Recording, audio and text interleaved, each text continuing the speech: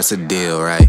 Ride with me if you ride with me. You can slide with me if you feel like 550 on the 5 sticky. Come get high with me. That's a deal, right? That's a deal, right?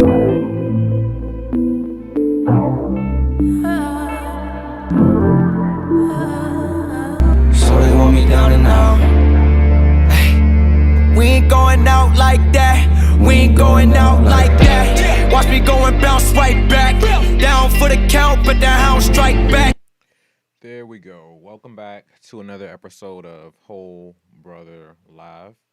Uh, Apologies again. I am almost approximately 24 hours late on this week's episode. Supposed to be going live Thursdays at 7, but had to make some adjustments. But I'm glad we can work together and be flexible as needed.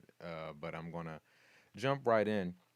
So this week I'm going to do all questions because I'm still getting this structure together. The show's evolving as we go, so we'll see where we land. But one thing I've realized is I do want to incorporate the questions, but they get delayed a lot. So like it's probably been 3 weeks worth of hey, I'm gonna get to the questions. I'm gonna get to questions. I'm gonna get to questions. Uh, and I've been delaying it. So I apologize. So I decided this week I'll just zoom in on the questions, and I have quite a few I've compiled that have come in at different points in time. So some of it may not feel relevant, but I think most of these that I've chosen from what was from what was left are kind of like evergreen. So it's like it'll be relevant regardless. It's not necessarily tied to whatever was the hot topic that week. But in regard to hot topics, uh, man, so more recently has been this argument about 100 men versus one gorilla. And yes, that is really important. And I just have to add my 2 cents in on it. And I want to say that I really do think we have to consider the power of 100 different men. We understand gorillas are big, strong, so on and so forth, thicker bones, stronger skin, all that good stuff. But again, it's still one gorilla with one brain and two eyes, two arms, 2 feet. So just consider that gorillas do get tired, they get fatigued. If somebody picks up a weapon, there's 100 people that are attempting to do damage on this gorilla. So to defend my human race, I think 100 of us definitely could take out a gorilla, especially if everybody's attacking at the same time. But remember, the gorilla can get tired. So now that we got the important stuff out the way, I'm going to get into some of these questions. Uh, each one I'm going to try to give a good amount of time because I don't feel rushed because it's a podcast, so we can do long form content. So I'm going to try to give them a good amount of time, but having looked through some of them, I'll say that if you end up hearing something that you sent in, um, I don't know a lot of the people personally or the additional details needed to answer as thorough as I would like. So please don't take these answers to these questions as therapy for you if you sent it in or therapy in general. These are just giving a roundabout answer to situations that I really am not connected to. Um, but what I do want to present is these are some things to consider. These are some things that are common that may apply to your situation, but they may not. And I also respond by getting people to answer certain questions on their own and then guide them accordingly in that way. So that's how I'm going to do this. So again, it varies from person to person. The shoe might not fit, and be cognizant of that too because I'm not there. I don't know all parties involved, but I do know what you all are saying to me. So first one I got lined up, uh, Dr. Blade. Where'd it go? Just lost it. Dr. Blade. My boyfriend says he's fighting demons, but never specifies what kind. Am I dating a man with trauma or just a man with excuses? Um, that was an interesting question about what kind of demons. I want to know what kind of demons too. But I'll say this. I want to be careful because there's two sides I'd like to address this from. There are some people that genuinely are going through some difficult things, and I know a lot of men do say I'm fighting demons, and sometimes that is very true. and it may not literally mean demons, but going through a hard time, a difficult phase in life. But I also want to acknowledge that there are situations where that's BS too. Like some guys do use, I'm going through a lot. It's a lot going on right now. Fighting demons. That's an excuse to cover up something that they do not want to talk about. Um, so going back with the first option, it can be example of something really serious is going on, and that might be the best wording or language that he can come up with.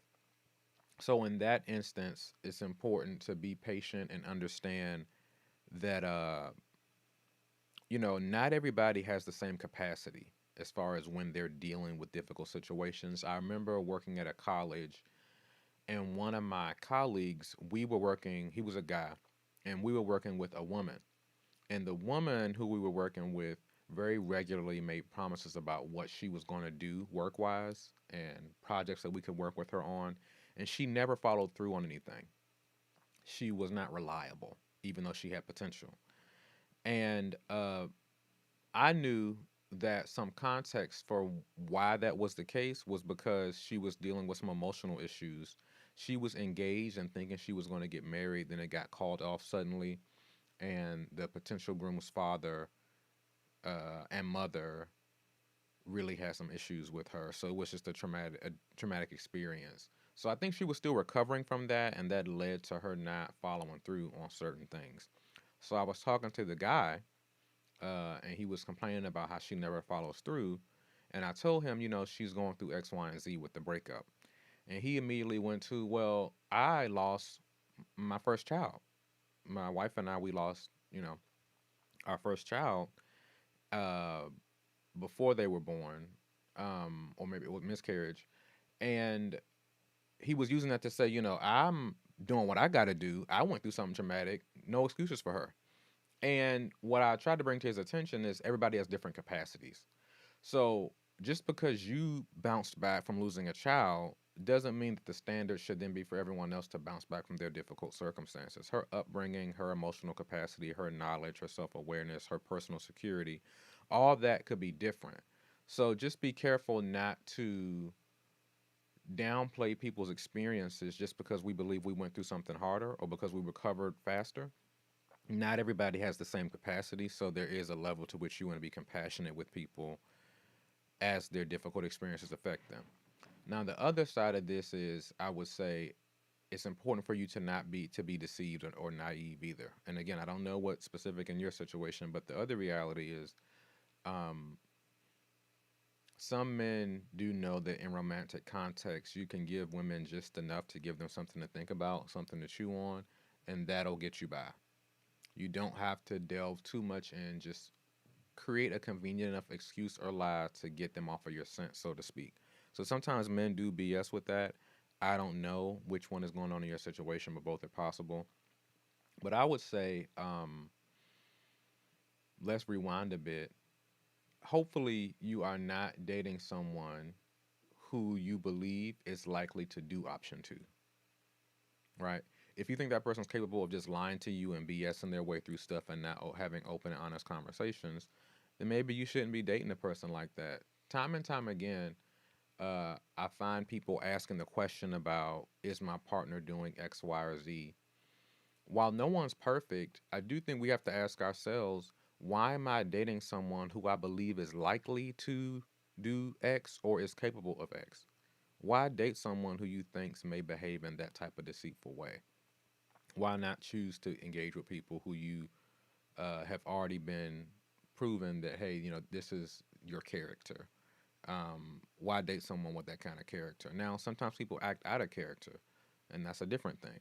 But if you think that that's possible or likely that that's something that they would do, like purposely deceive you and just say, I'm fighting demons, or distract you with something else as opposed to being honest, like they may be cheating or something like that, um, then we want to ask ourselves, like, why am I in this situation? So that's worth asking. So that's all I got to say about that. Next one. Um, I tried to vent to my uncle about feeling burnt out, and he said, boy, try working in the heat with no Wi Fi. how do we bridge the generational mental health gap? Oh, geez. That generational mental health gap is serious because I'm going to just speak to this from the perspective of men. Older black men, maybe black men over 50, are really hard to get through to. Uh, and I'm reminded of sitting in a seminar that I did with some older black men. And I was talking about how uh, fathers in particular, need to be willing to teach their sons certain things rather than assuming that their sons should know certain things because it's innate to manhood. Because certain things are not innate, they need to be taught. So I was saying they need to teach and guide and support their sons rather than just punishing them or being angry with them for not knowing certain things. How do you expect him to know something you didn't teach him? One of the older men in the seminar pushed back and was like, I'm not for all that teaching stuff. I had to walk home, get a key to get myself in, and then cook for myself because my parents were busy at work. So I had to do all these things for myself. And he was pretty much suggesting that he wants his sons to go through the same struggles he went through. And luckily, someone else in the seminar pushed back and said, "Hey, you're glorifying dysfunction." Um, and then you're trying to hold your son to the same standard in an effort to kind of like prove himself or to earn his stripes, almost like a hazing, so to speak. Uh, so I want to encourage us. It's okay to give your sons, it's okay to give your children a better experience than you, rather than making them have to get it out the mud. This does not mean that you can't teach them to appreciate things and to work for things, but there's also a benefit to giving someone a better experience. This is in part why I believe this more recent generation is more open to and involved with therapy, because we've learned and had certain luxuries and are engaging with that. And then hopefully the next generation after that will be even more engaged and emotionally aware and so on and so forth. But we know that the further back we go, the more emotionally unaware a lot of folks are. So I do think, in terms of dealing with the older generation, we know that some of those preconceived notions about stuff are there and it may be a bit dysfunctional. Of course, patience is needed, but I've found that um, boundaries do help. And let me clarify what boundaries are. Boundaries are not um, the minute someone does something you don't like, you have the right to go off on them because that's your boundary. Some people think that boundaries are my excuse to cuss you out if you do something I don't like. And that's not what a boundary is. A boundary is you communicating in advance, hey, if you do X, here's going to be the consequence. I don't like when you do X, so please don't do X. I want to continue this relationship with you, so please don't do X because this will be the consequence. Um, and then maybe even asking or giving them asking them will they comply, or giving them a chance to comply. But you have to communicate the boundaries, then give people the option to comply or step away. So I found that it's beneficial to set boundaries with that older generation. Many people I found in black families tiptoe around older folks. Many of us, and that's because many of them believe that with age should come respect and deference. So because they're older, we got to agree with and support everything they say. And even when they're wrong, we have to shut up because they're older. That's not helpful. And I do think that's what we're up against, is that pivot. Because many of them function that way, the younger generation, when we attempt to set boundaries for our own mental health, that's perceived as disrespectful. Who are you to tell me what to do or set a boundary with me? So that's kind of the rub that's there, but I think it's worth taking the step, calling a meeting, thoroughly explaining yourself. And in some instances, you may need a third party to do it too. You may need to have a session with a therapist as the third party. So it looks different from person to person, but this is a tense spot that we're in trying to pivot from old dysfunctional ways with old people that might be stuck in their ways. But it's worth a shot, and hopefully they are compliant. And if not, stick to your boundaries. And sometimes that is, grandpa can't let you do X, Y, and Z like you used to.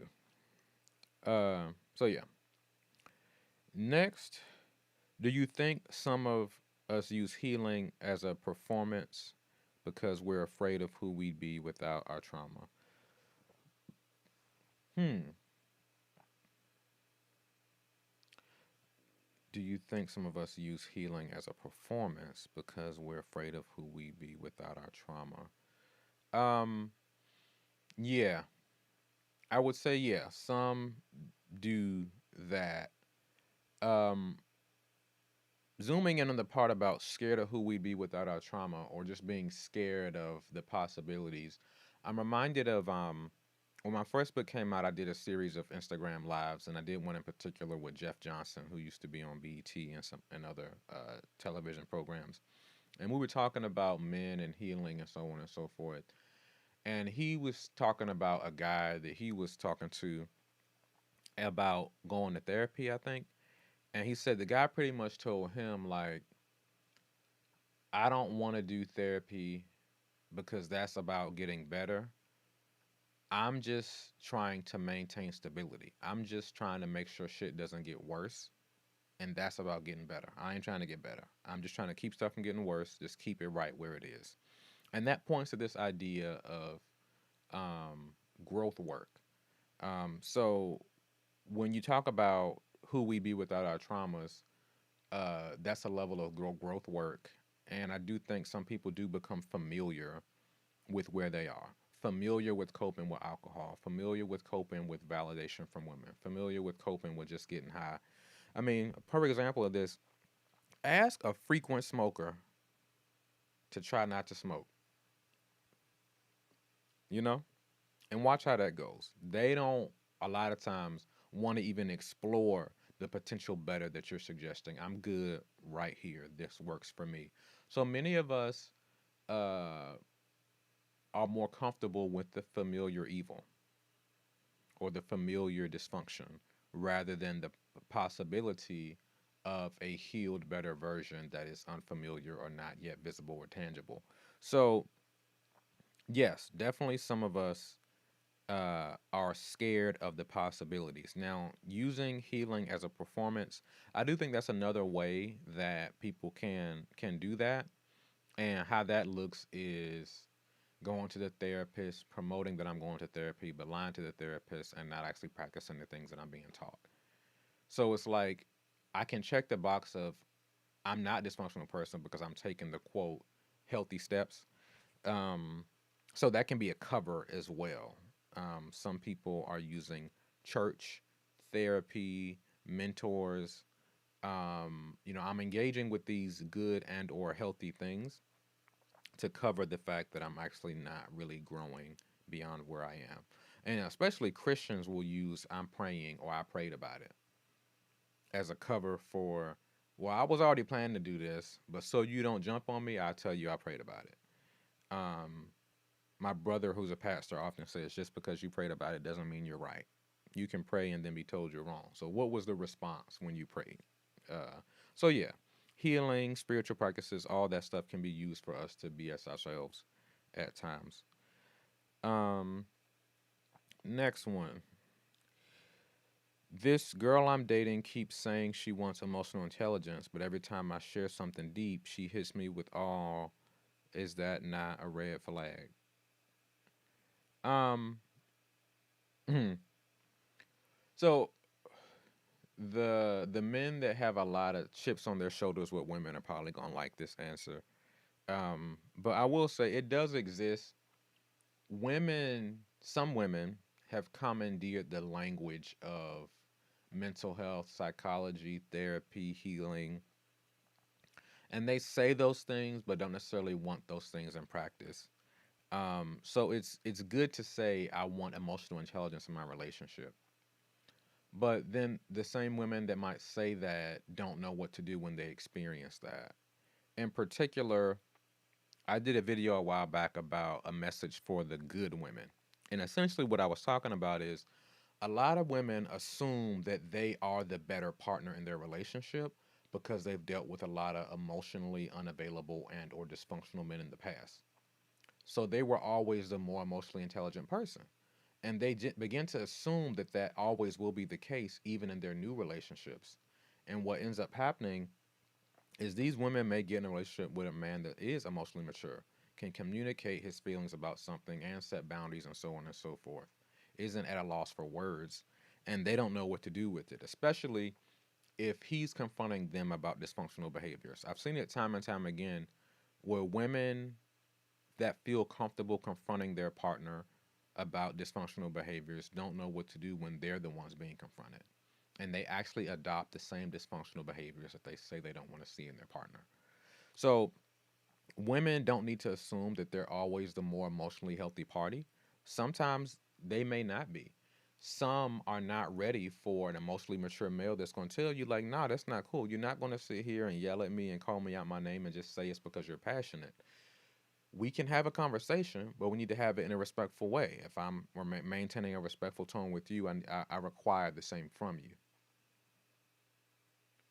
But there are some women who are used to just getting their way because they're more articulate than the man that they've been with. And that's the other piece to this too. Uh, Emotionally expressive is not the same as emotionally mature. So sometimes women believe they are the more emotionally mature party because everything they feel they say out of their mouth. And that doesn't necessarily make you more emotionally mature. That just makes you more emotionally expressive. And in some cases, that denotes your emotional dysregulation. Some men are able to feel deeply about something, but still control their behavior, not lash out, not scream, not fight. Let me act in a strategic way in spite of how I feel. Let me control these emotions. So that's something else to be aware of as well. Emotionally expressive isn't the same as being emotionally mature. Um, my ex said he wasn't ready to be loved properly. Is that deep or just a poetic way to say he wanted to cheat in peace? Um, I mean, of course, I don't know him, so I don't know what was going on in his heart. But if someone says they're not ready to be loved properly, I would just say, believe them. If that's what they're saying, believe them. If that's their assessment of themselves, and then maybe get away. And I say get away just because I find that more commonly in the culture, we are signing up to play therapist, lover, mentor, parent to people. And so many times people are getting in over their head, trying to sign up to help heal people in a context of a romantic relationship. And they really are not prepared for all the turmoil that comes from being sexually involved with somebody that emotionally sets you out 2 days later. Like that's a tough thing for some people. So you can help folks, but maybe don't help them in the context of a romantic relationship. Or maybe you're not equipped to help them at all. It's like if we're talking about helping them learn to be loved properly, maybe they need to figure that out in the context with their mom and their dad and their siblings. But we're so quick to sign up to be romantically involved with someone that has a lot of healing to do, and we end up hurting ourselves. We end up parenting our partners, and parent partnership can end up becoming parent partnership can end up becoming parenting if we're not careful. So I would just say believe the person, um, and then you determine if that's something that you're able to navigate through. And I would say more often than not, most of us are not prepared to sign up for that uh, in the context of a romantic space. To be romantically involved with the person that you're trying to heal can really be a slow death for you. Uh, but maybe there are some instances where it does work out, but very rarely is that the case I've seen. I'm a black man in corporate America who low key hates everyone at work, but I'm exhausted from code switching. Is honesty a thing, radical honesty a thing, or am I asking to be unemployed? um, hmm. You want to be careful in the workplace. Uh, I know this might sound pessimistic, but more often than not, people are not emotionally mature, especially in the workplace. And that means they may not be able to handle certain truths. Or if they hear the truths, rather than appreciating the truth, they will react in a visceral way, a way to get back at you for sharing the unfortunate truth with them. So I would say just be cognizant of that. Uh, The truth is the truth, and you may value it, but depending on who you're sharing it with, the audience may not appreciate it. So, are you prepared for the consequences of sharing the truth with the audience that doesn't want it? So, be careful because I know this is tied to your salary. So, that's something to be cognizant of. We just aren't in the most emotionally mature time where everyone's walking around. Thank you for sharing that truth with me. I really appreciated that. And I also appreciate the fact that you were thoughtful enough to take time away from your schedule to give me that insight rather than have me walk around ignorant. I really feel cared for. That's not how it goes down most of the time. So I just say be careful. Uh, every podcast I listen to tells me to cut people off for peace. Now I got peace and nobody to hang with. Did I take the advice too far? Yeah. Um, I always want to say talk to a therapist over a podcast. I know podcasts are free, but you get better results with the therapist if it's a good one. Um, I want to talk about emotional resilience. What I hear too much about, even from therapists, is just this idea of cutting folks off, protecting your peace, cutting folks off, protecting your peace, especially at the end of the year, right? Who am I leaving in 2025 as we go into 2026? But I want to talk about emotional resilience because people have issues, people have trauma, people have drama, romantic or friendship or in the workplace. So let's talk more about how to navigate through these things. Are there certain people that you need to cut out of your life? Sure. But there are instances where we need to learn how to work through difficulty rather than just running away. And in regard to that earlier question about essentially faking healing, I do think some of us can fake the healing by just saying that I protected my peace by running away from this thing. Because the issue is that I have a very low capacity for confrontation or difficulty or frustration, and I need to improve uh, my resolve and resoluteness and ability to navigate through difficulty. Because in general, I know many people ask for safe spaces, but in reality, life is not a safe space. So now what? Your therapist should be helping you to navigate through the fact that life is not a safe space. All spaces aren't a safe space, and most of us don't have the power to command safe spaces and have everyone fall in line. So we're going to end up in environments that aren't necessarily the safest. So how can I navigate through this? How can I prepare myself for this? Your friends try to make your family and your romantic relationship safe spaces, but there are other spaces you have to show up in. So how do you navigate through that?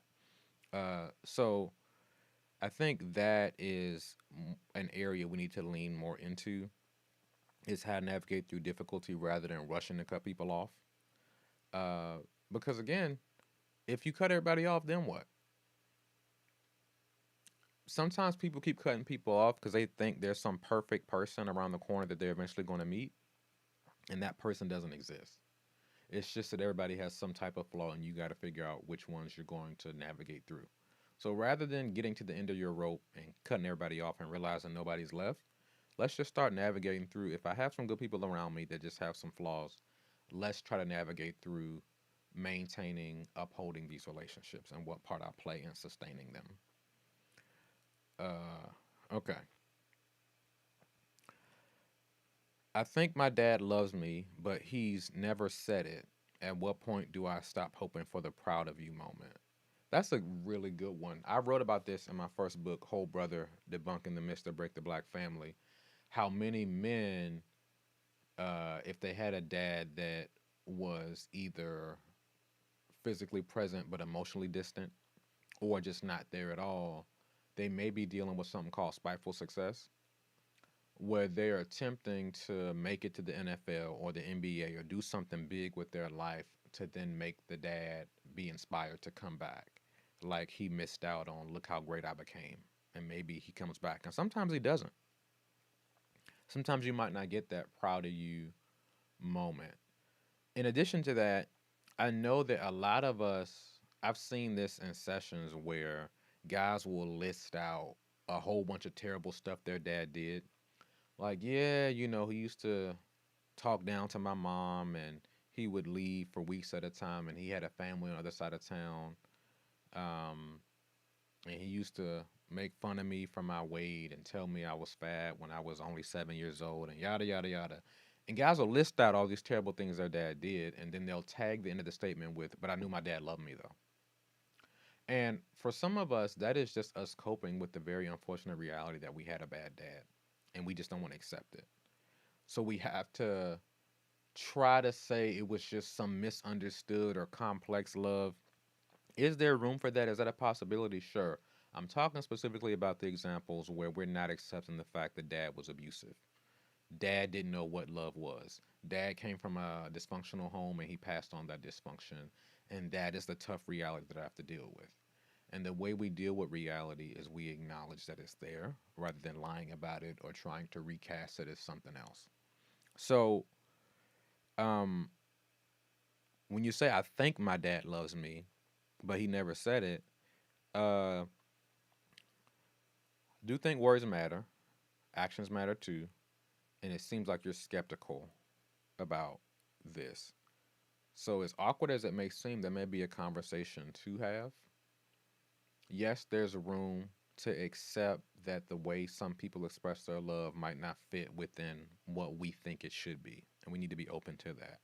But there seems like there's some conversations, maybe even therapy, that needs to be had here, uh, individually, and then eventually maybe with your dad potentially. Uh, but yeah, this is layered, but definitely my wheelhouse. Really zooming in on father-son relationships is what I do a lot with my counseling, but also with the first book, Whole Brother, Debunking the Myth That Break the Black Family. So, um, if you don't want to get too much deeper in terms of like a session or something, I definitely say get the book. It's on wholebrothermission.com in the shop. That will be something to help you process through some of these things more and then help guide you on what conversations to have with him. Or if you need to go toward like sessions with him or something like that. So yeah, got a few more. Uh, I'm in a group chat with my boys. None of us talk about anything real or substantial. How do you bring up mental health without killing the vibe? So this is what I've spoken about several times is a lot of times male friendships lack depth. We hang out around each other for 10, 15, 20 years and the conversations kind of stays at a surface level.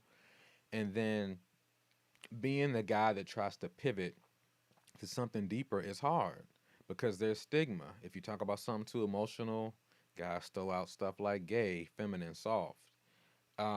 So then there's this stigma that keeps us in this surface level type relationship, and nobody's really getting any type of depth or true benefit from it outside of just kind of hanging out together or common interests.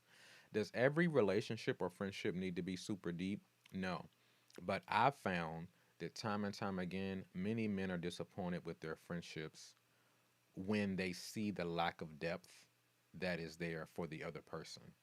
So, yes, we've been friends for 15 years, and more often than not, we go out and get drunk on your birthday or my birthday.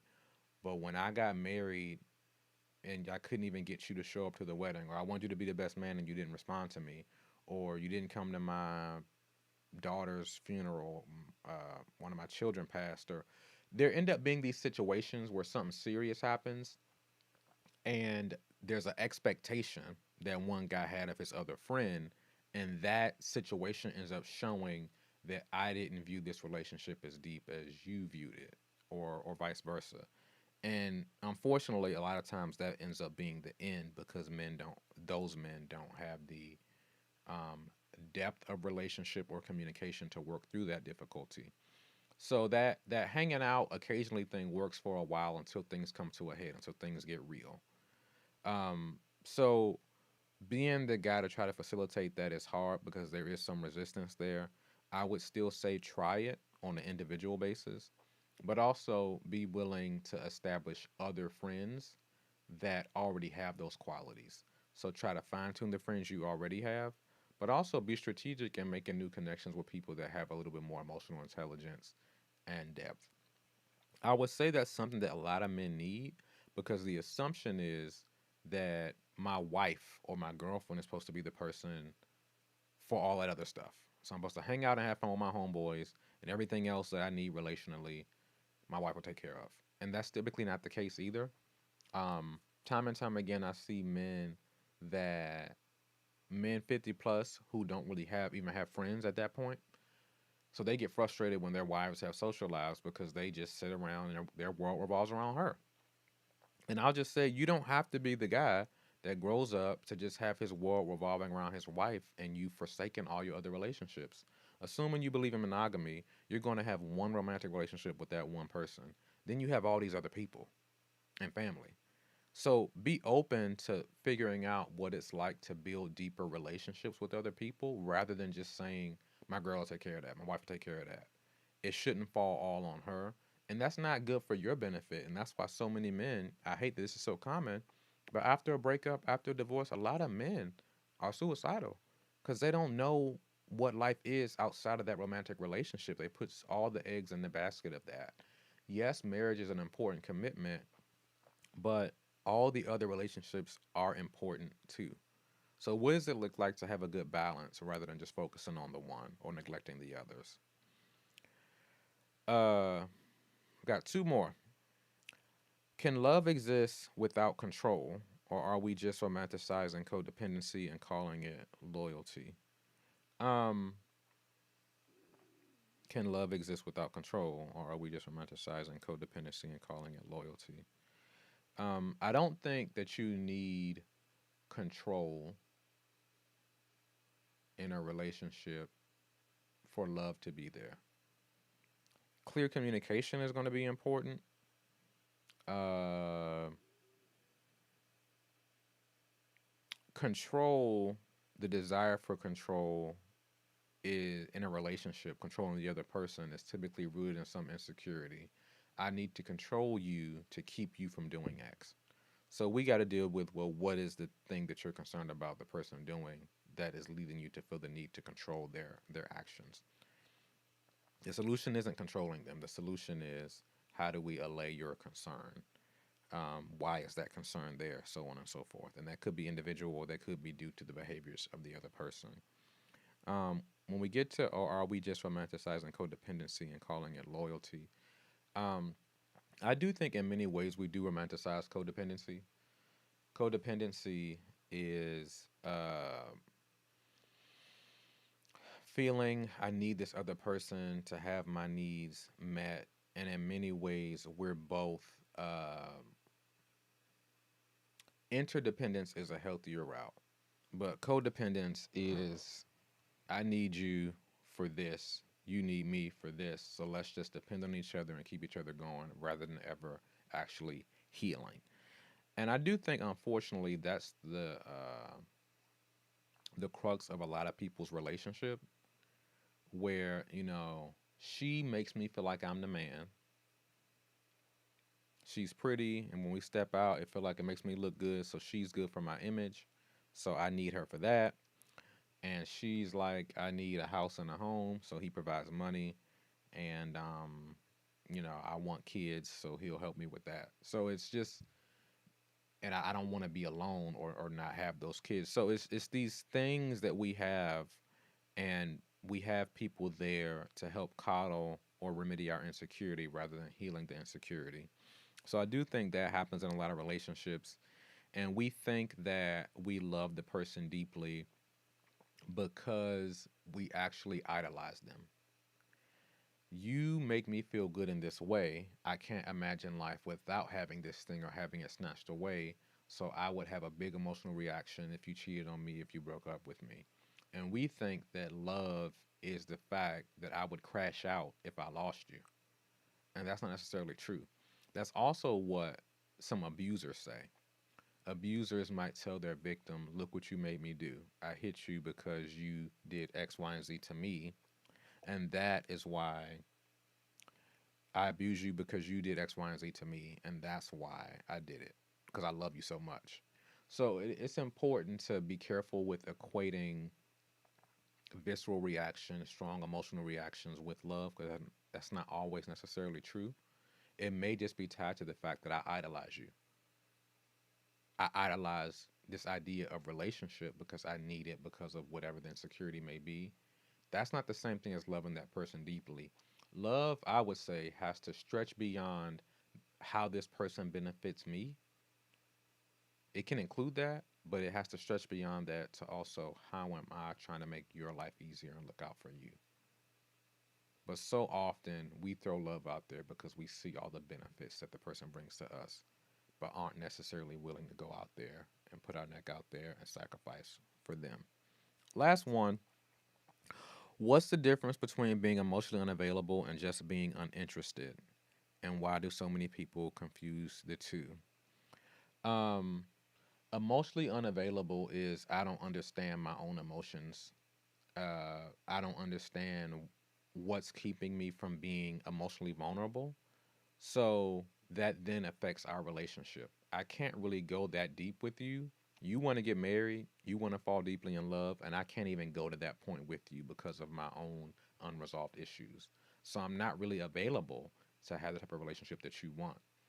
Unfortunately, a lot of men are in this spot, but they still want to date. They're dating women that want marriage. So she's wanting emotional depth, transparency, and vulnerability to establish a lifelong bond, and he just wants some ass. So there's some tension there because I want you and you want me, but we want each other for very different reasons.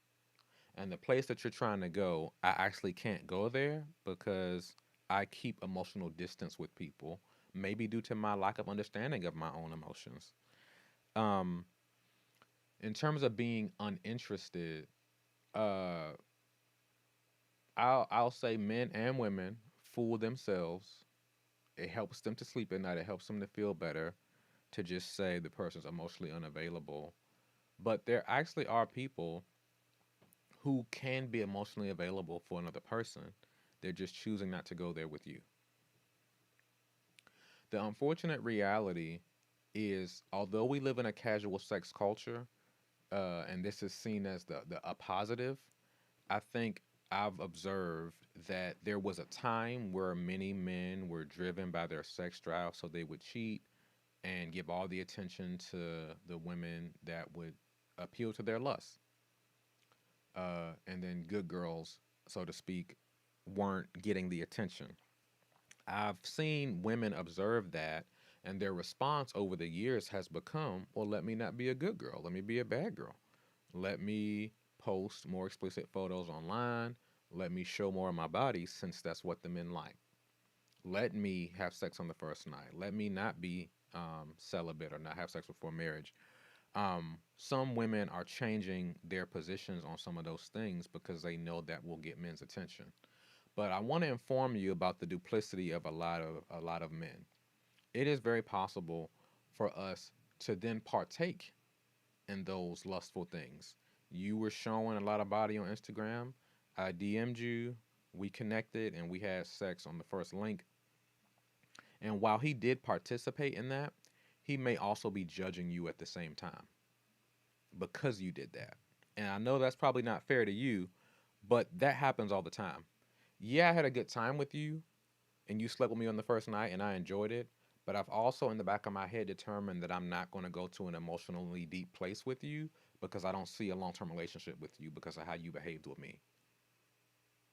Fling material, not wife material. And I know that's something that people don't want to hear, but it's very true. Men will take the pieces of you that they want, the fun part, the sexual part, but then also mentally decide, oh, yeah, she's never getting a ring. We're never going on actual dates. She's never meeting my mom. Because that is looked at through a very different lens. There are some men where all these intertwine, but I'm just saying there exist men that separate the two. So although as a woman you may think you're winning because you got the sex, you got the attention, you may actually be hurting yourself in the long run if you want a serious relationship because he's mentally putting you in a box of a one night stand, a fling, a thought, or whatever the case may be. So that's something to consider as well. Don't necessarily just go with where the wind seems to be blowing. But I feel like that was a very fast round, like on a game show. I just ran through all of those. Those are all my questions for today. Thank you guys for sending those in. You can always send more in. You can send them to info@wholebrothermission.com. You can send them in um, through DMs on @wholebrothermission on Instagram. And you can also text your questions to 323-941-8032. But thank you guys for joining me today. This has been another episode of Whole Brother Live. See you next time.